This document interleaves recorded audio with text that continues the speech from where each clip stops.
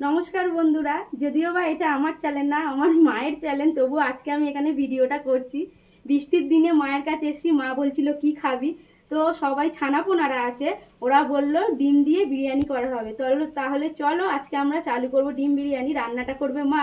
তো এখানে কি কি আছে উপকরণে সেটা তোমরা একবার চোখ বুলিয়ে দেখে নাও। তো বিরিয়ানির উপকরণে যা যা লাগে, প্রথমে চাল আমরা ভিজিয়ে রেখে দিয়েছি, তারপর রয়েছে আদা রসুন, ওটাকে পেস্ট করব, রয়েছে জিরে, শুকনো লঙ্কা, বিরিয়ানির আস্ত মশলা, আলু রয়েছে, টমেটো রয়েছে, আছে বেরেস্তার পেঁয়াজ, আর ডিম কষা হবে যে ডিম দিয়ে বিরিয়ানি, তার জন্য পেঁয়াজ রয়েছে, আর এই হচ্ছে আমাদের ডিম। জল এখানে ফুটেই গেছে, আমরা জলে ঘন্টাখানেক আগে থেকে ভেজানো চালটা দিয়ে দিলাম।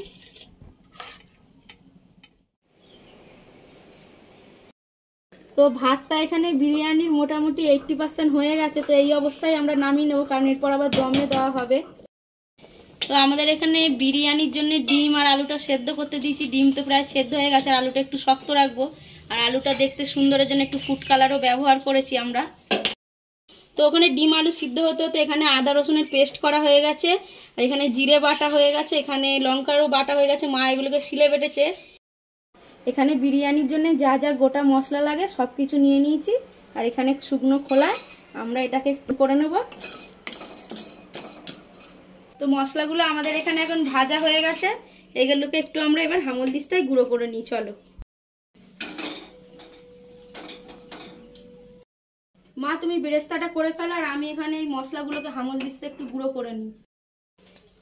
এদিকে তেলটা গরম হয়ে গেছে, আর বেরেস্তার পেঁয়াজগুলো আমরা এখন কড়াই তুলে দিলাম, আর এখানে আমি এই মশলাগুলোকে ততক্ষণ গুঁড়ো করে নিই। মাকে তো বললাম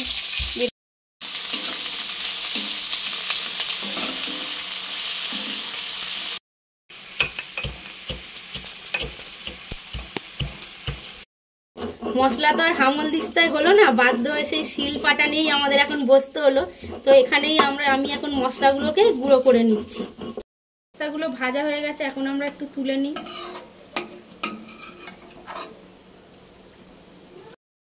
মা, ডিমগুলোকে তুলে নাও তো, নুন হলুদ দিয়ে ভাজা হয়ে গেছে।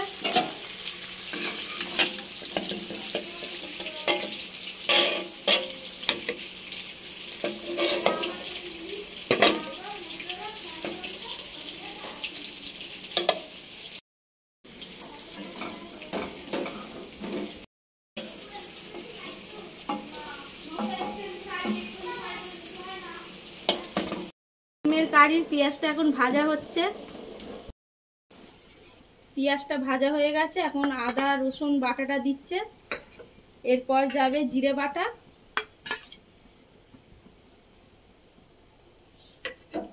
আর এখন দিচ্ছে লঙ্কা বাটা।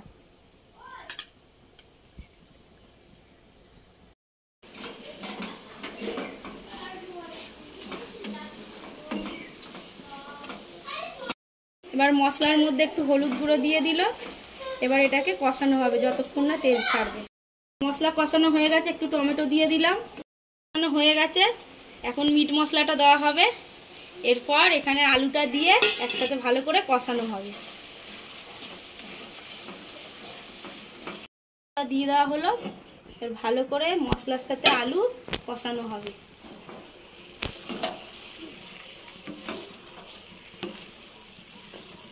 এখন আলুর মধ্যে একটু বিরিয়ানির মশলা দিয়ে দেওয়া হলো, বাদ বাকিটা থাক, ভাতে দম দেওয়ার সময় দেওয়া হবে।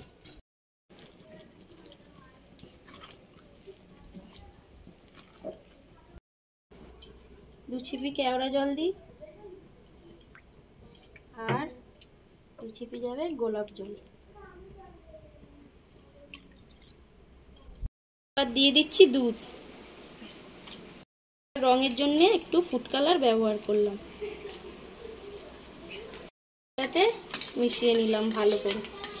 কেওড়া জল, গোলাপ জল, দুধ আর ফুড কালার। একটু ঘি মাখিয়ে নিলাম বিরিয়ানির জন্য। ডিমের জন্য এখানে এখন রাইসটা রেডি করছি। প্রথমে রাইস দিলাম, এরপর একে একে সব কিছু দেবো, তোমরা দেখতে থাকো। এবার একটু অল্প করে বেরেস্তা দিয়ে দিলাম, এবার একে একে ডিমগুলো দিয়ে দিই। একটু ভাতের ওপর বিরিয়ানির মশলা দিয়ে দিলাম, এবার আলু কষা দেওয়া হচ্ছে বিরিয়ানির ওপরে। খুব সুন্দর গন্ধ বেরিয়েছে মা। আবার ভাত দেওয়া হচ্ছে তার উপরে। একে একে এইভাবেই আমরা সাজিয়ে নেব বিরিয়ানিটাকে। এবার মিঠা আতর দিয়ে দেওয়া হলো, যাচ্ছে দুধ। বিরিয়ানি স্টিমে দেওয়ার জন্য একেবারে সাজানো হয়ে গেছে। এবার আমরা বিরিয়ানিটাকে স্টিমে দেব। কোনো কথা না। এবার এটাকে আমরা ইন্ডাকশানে দমে বসিয়ে দিলাম। আমাদের বিরিয়ানি দম দেওয়া কমপ্লিট। মা খোলো ঢাকনাটা, একটু বিরিয়ানিটা নাড়ো তো দেখি। খুব সুন্দর গন্ধ বেরিয়েছে, পুরো ঝরঝরে হয়েছে ভাতটা। চলো বন্ধুরা, আমরা এই বৃষ্টির দিনে ঠান্ডা ঠান্ডা ওয়েদারে ডিম বিরিয়ানি খাই। আর ভিডিওটা কেমন লাগলো অবশ্যই কমেন্ট করে জানাবে। সবার দিনটা শুভ হোক।